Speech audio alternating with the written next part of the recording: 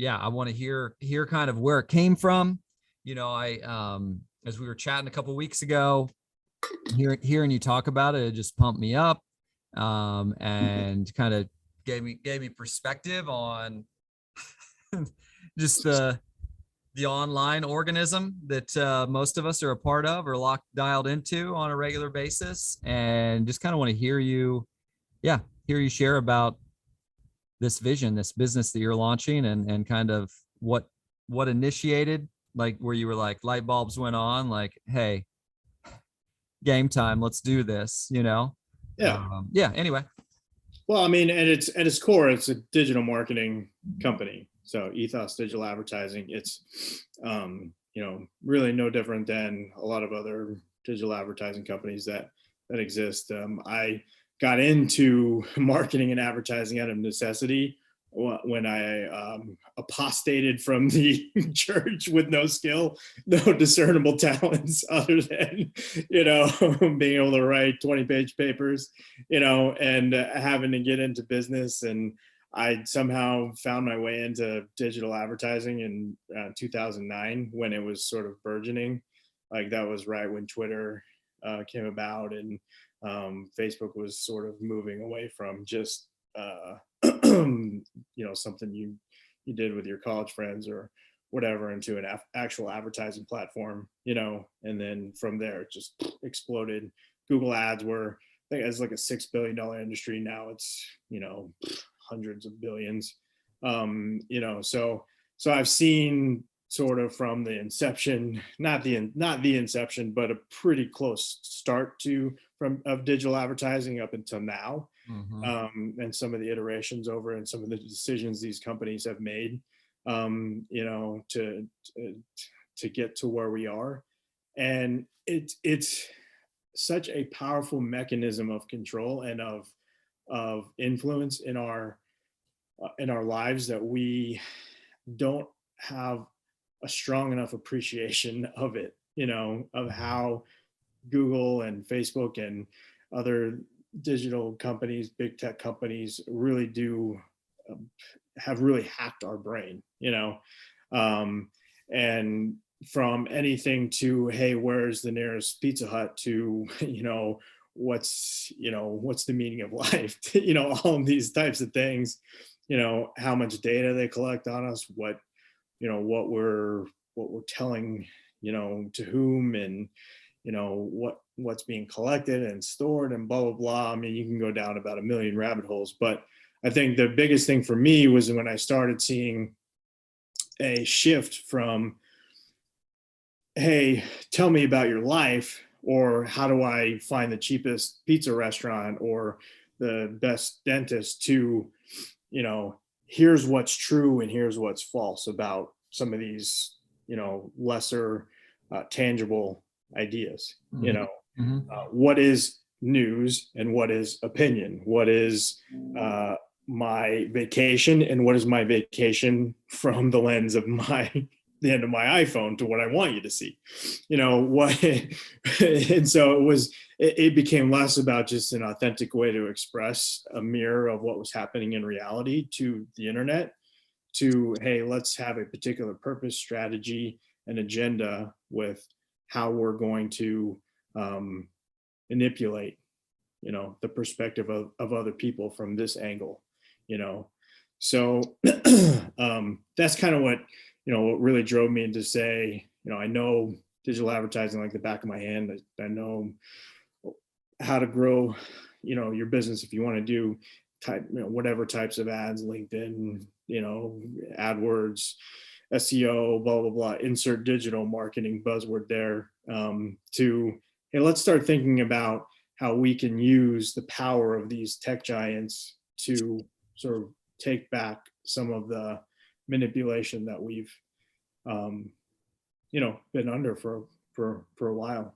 So I think it came to a head when Frances Haugen, who used to work at Facebook, and she worked at a couple other big tech companies, she had taken whistleblower status and came out with a bunch of documents from, I guess, Meta now, but Facebook at the time, of some of the research, the internal research and documents they had about what they had been doing and how they had been creating this reality that we all saw and we all were experiencing of, why am I so mad at my Facebook, or why am I so angry at Instagram, or why am I, this feels, it changed and it shifted from, hey, I wonder what Aaron's up to, man, freaking Aaron and his freaking Facebook post, it's freaking blah, blah, blah. I'm just using you. Oh yeah. That's good. It's like, or it's like, man, I don't even want to go to Thanksgiving because what's happening on, my uncle is posting this about that, or, and it shifted from just, hey, what's going on in people's lives, just as it shifted from, hey, where's the nearest and cheapest pizza restaurant, to, hey, if you're choosing, to go to Domino's instead of pizza, you're a bad person. It's like, it really did shift a little bit to that feeling intuitively inside of us, Mm-hmm. and I was like, there's got to be a reason. It can't just be, it can't just have happened like this on accident, and so I'm like, let me investigate this a little more. And it turns out that I was right. Mm-hmm. Is that these big tech companies knew what they were doing and were doing it on purpose. We're doing it to make money, and we're doing it because they had the technology through AI to be able to do it. Mm-hmm. So just to kind of give you a little bit of a timeline, in 2018, Zuckerberg and people at Facebook, and I mean, this is ubiquitous across YouTube and Snapchat and all the big players, basically said, how do we get more engagement from people? Because the idea was, if people are online, if people are looking at things, on their screens, then we can sell them ads. Mm-hmm. So that was the idea, Yeah. So how do we do that? Well, they created something called meaningful social interactions. And the idea there was that if they could create a sense of ownership from, the person who was using their platform, then the person would want to stay on the platform as long as possible.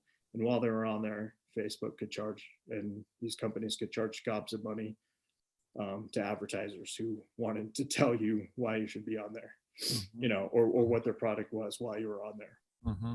So in 2018, they make a shift from, and you probably saw it, from like, hey, here's a timeline of all the stuff that's going on with the 500 friends or whatever that I have, mm-hmm. friends, or the people in my thing, to, wow, I'm seeing a lot of the same stuff from the same person over and over again. It's weird, or I'm getting a lot of the same articles shown to me about the same topics. It's like, it's weird. It's like, why? I'm not subscribed to any of these groups. I'm not like, intentionally like asking for this, but it started to happen to where these tech companies were siloing off what we were telling it we liked.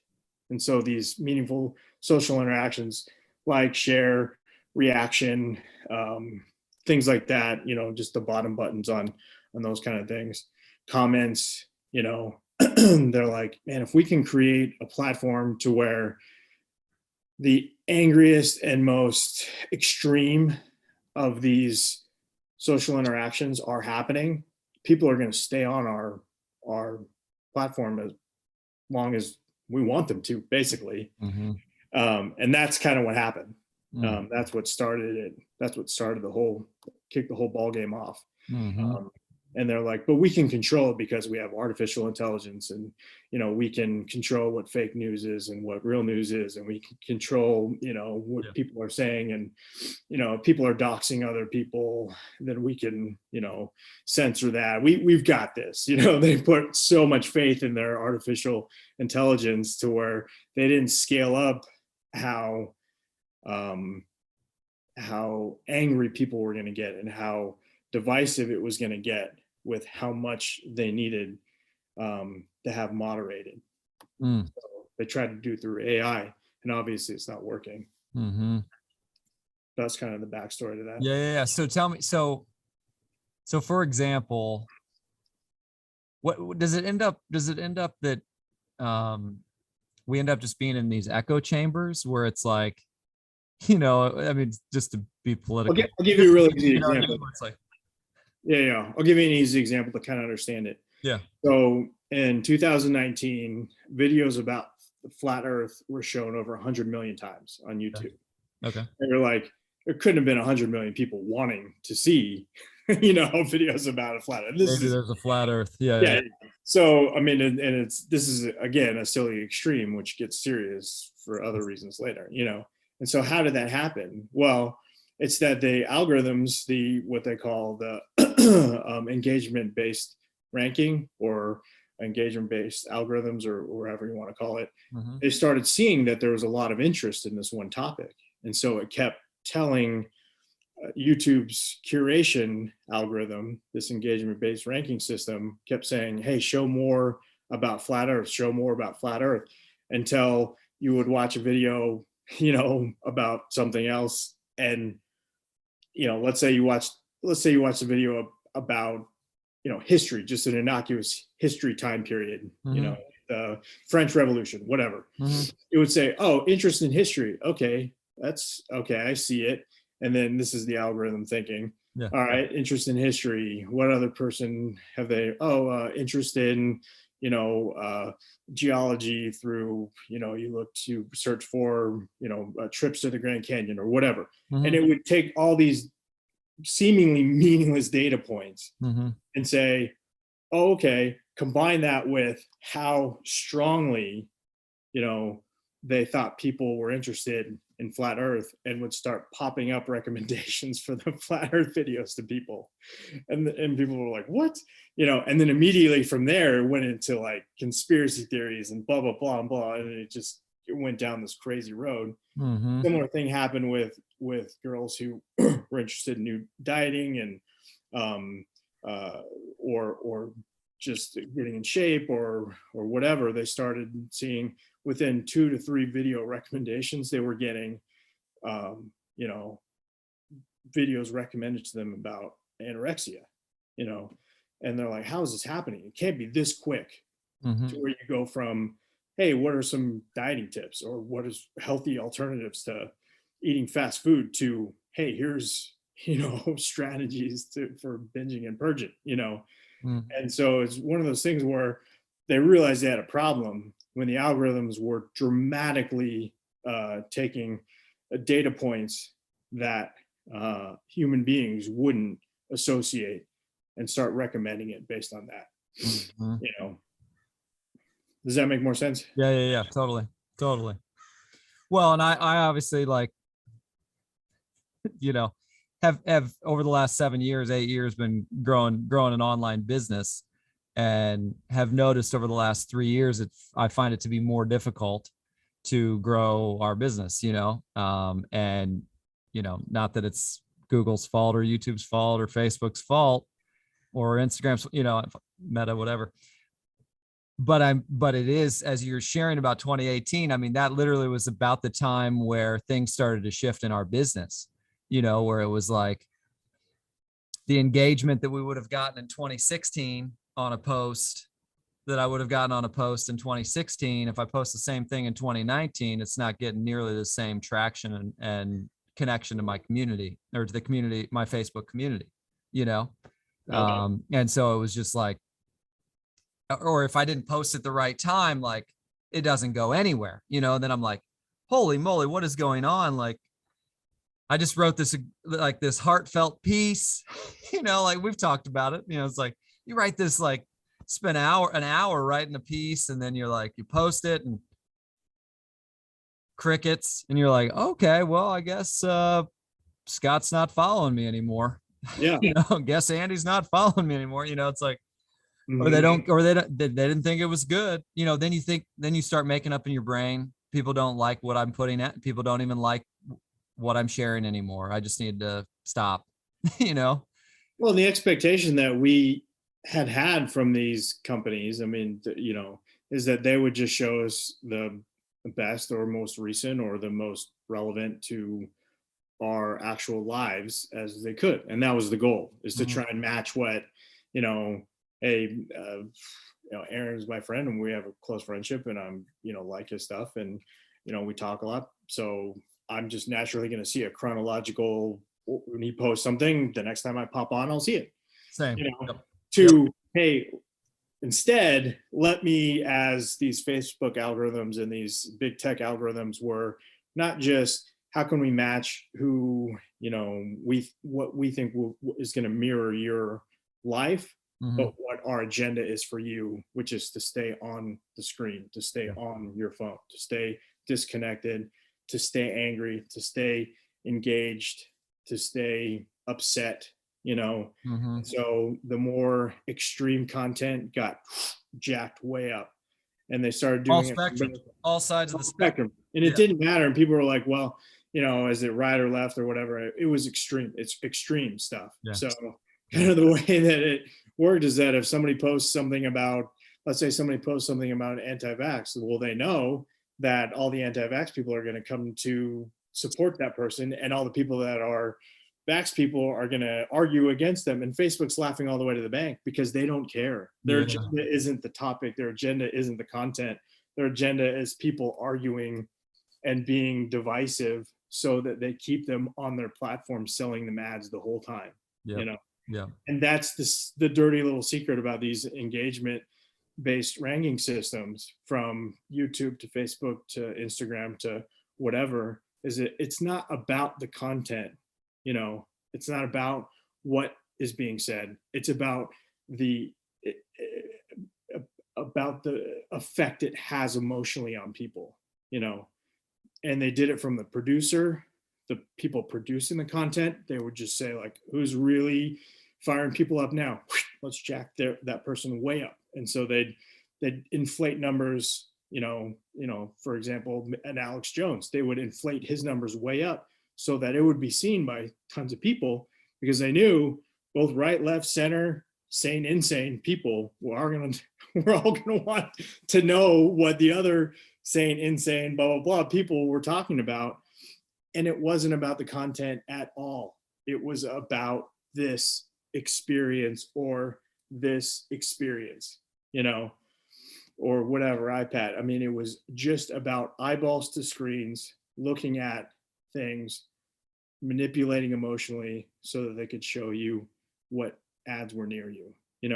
And it's funny because around 2018, 2019 is when Google really started getting into the targeted ad stuff, to where it's like, man, I went to a website for, a Dell computer, and I got like 9 Dell computer ads in my freaking Facebook. How did that happen? People were like, the government's following. It's a lot simpler explanation than that. It's that because they knew, if you were interested in it one part of the internet, searching on it on free time or searching on it at work, you'd be interested in it in another time, and then it became not just, okay, he's interested in Dell computers, became he's interested in computers. It became interested, so show, Dell, Acer, Mac, whatever, to, oh, he's interested in technology stuff. So then it's like, well, what about headphones? What about this? What about that? And so it was just one of those things to where now, because of some of the settings you can apply to these ads, or to that advertisers know about, it can basically say, hey, create me an audience to where everyone under the sun who might be interested in technology is going to see this, or create me an audience everyone under the sun who's interested in, politics is going to be interested in this, or blah, blah, blah, whatever. Mhm. So the idea is that the game is asymmetric. Yeah.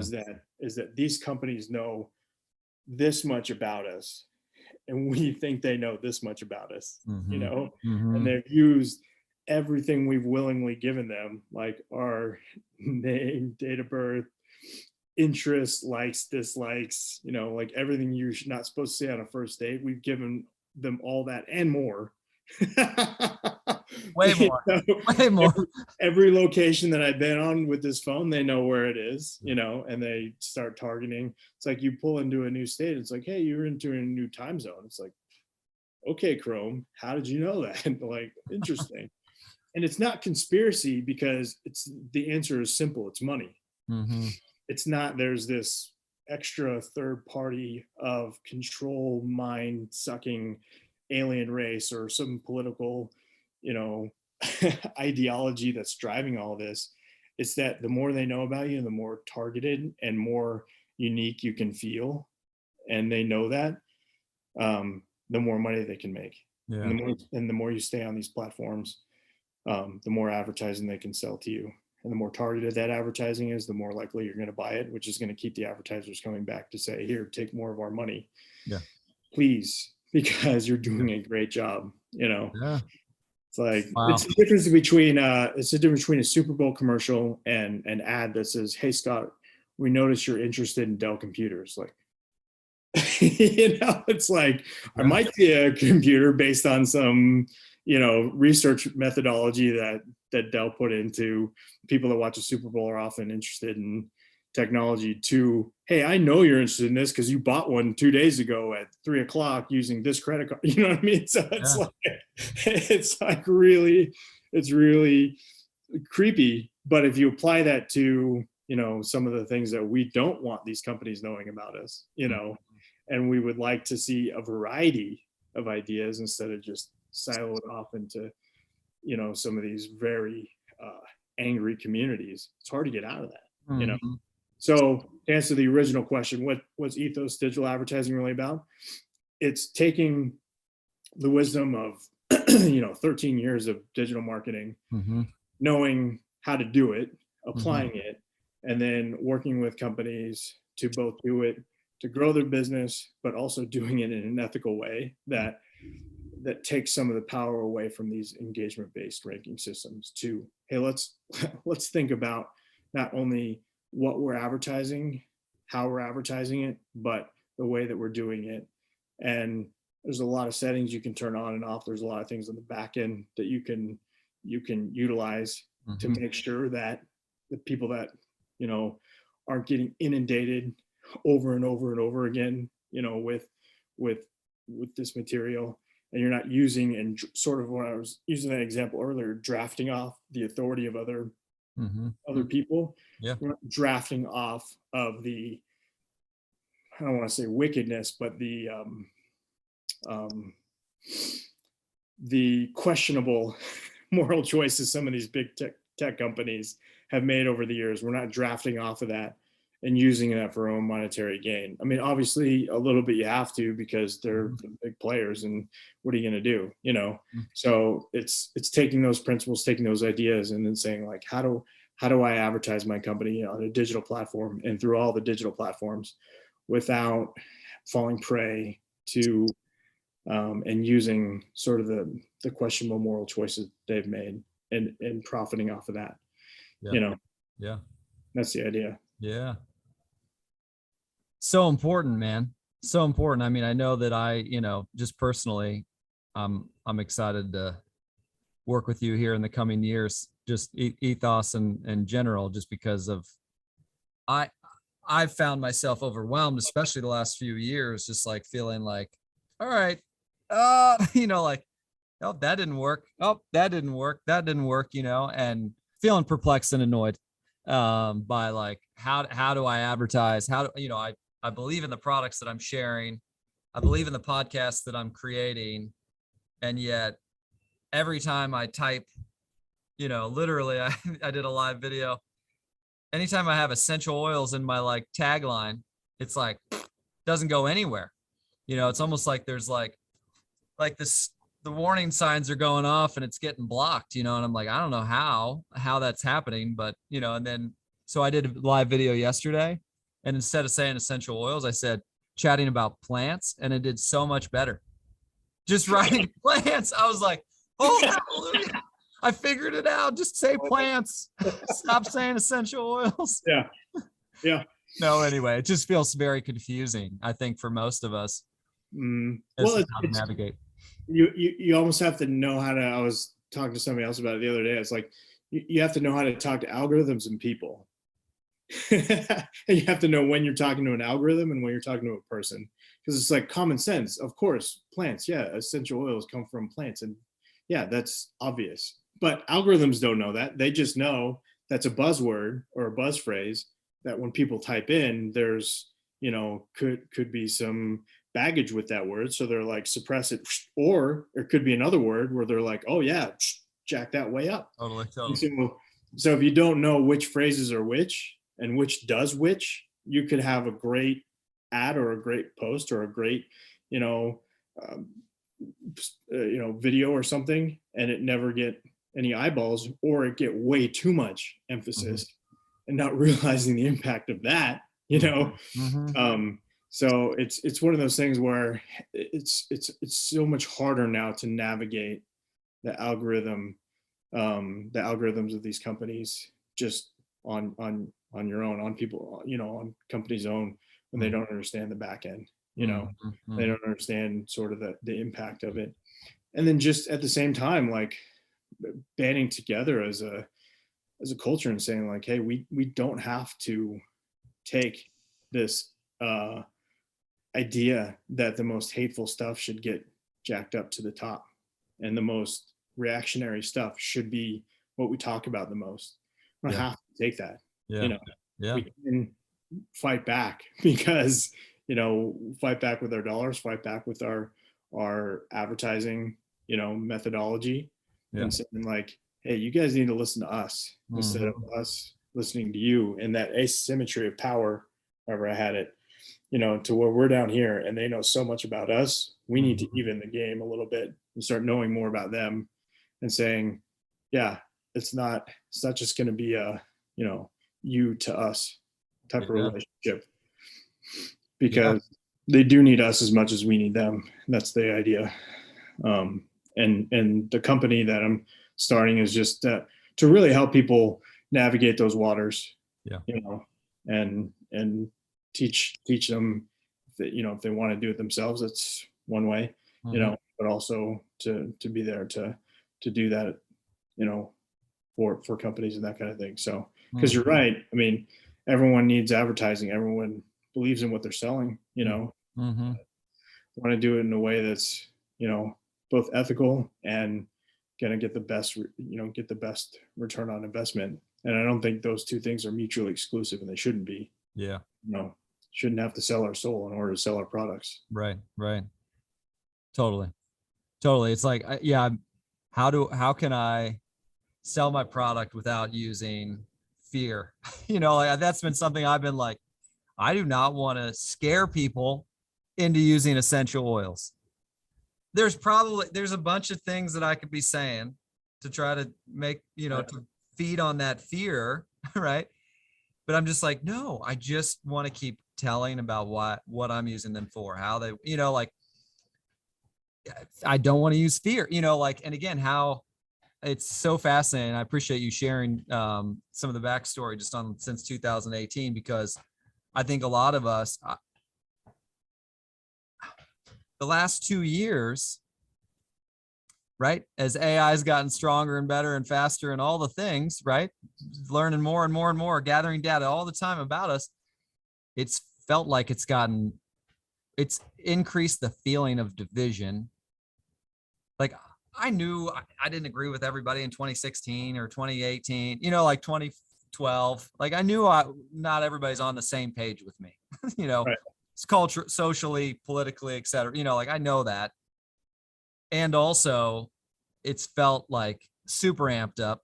Obviously, I'm sure our screen time has gone up, but at the same time, like just the data collection and then the way in which, like you were sharing, what we're being fed is like, those people are insane. Those people are insane. They're insane, but these people are sane. It's like, and you're just like, wait, what? How do I even process this? Yeah. Yeah. So I'm just thankful that you're, you know, yeah, we need you right now during this time to help people, help businesses, find a way to navigate in a way that where not only is their ethical, their values, their principles really important, and also ROI, return on investment, and helping people find products that they actually need, at the like, Yeah. and they're, so I think it's huge. I'm Yeah, I so mean, I'm so excited for you and the people that are going to get to work with you. if you think about it, it's like there was a point where email got so spammy that like we're like, I don't even want to open this email because I know it's just going to be spam. And I feel like that's, if we're not careful, that's where it's going to get with digital advertising, to where it just seems so spammy or so fear driven or so like extreme or so outside of just hey, I'm good at this service that I offer, or I have this that I sell, or I partner with people to sell, we're going to get to a point where people are just going to tune us out, and that's not what we want for sure. And we want to make sure that if there's something that you offer to people and that they get a benefit of, and that you obviously are creating your livelihood on, that's what the sweet spot, to where it's like, hey, I'm not trying to do you wrong. I'm trying to offer you a fair market price for a fair market service or a fair market product. I just want to let you know about it. That's the idea. And I don't want to have to use these morally questionable tools in order to get it, to get at people and manipulate them and trick them. Just I just want everyone to come out in the wash with what they want, a good deal, and something that they actually do need or want or desire, even sometimes buy things that we don't necessarily need, but whatever, and it's just trying to match what people, are looking for with what people are offering, and not having to, like I said, not having to sell your soul to sell your service or sell your product. And that's it's what it's really about. And the other stuff, the back end of it, is just kind of the history to demonstrate that it's not an accident that it's happening now. And it's not an accident that the way that we feel about our social media experiences, or even our news, experience, feels so divisive. It's on purpose, intentional, and it was for money. So there should be some anger, because they knew before they did it what it was going to do, and they still did it. And there were so many times along the way they could have stopped doing it, and they chose not to. Just alter it slightly, slow the platform down. Instead of just clicking reshare, having to go to the article first, spend time on the site, and then repost a link. Things like that. Simple things could have slowed it down to where you're not just sharing, resharing, and blah, blah, blah, all this hate. And they chose not to do that because they knew it would slow the growth down. So whoosh, frustrating stuff, but at the same time, knowledge is the power that I think will help get us to a better end. totally.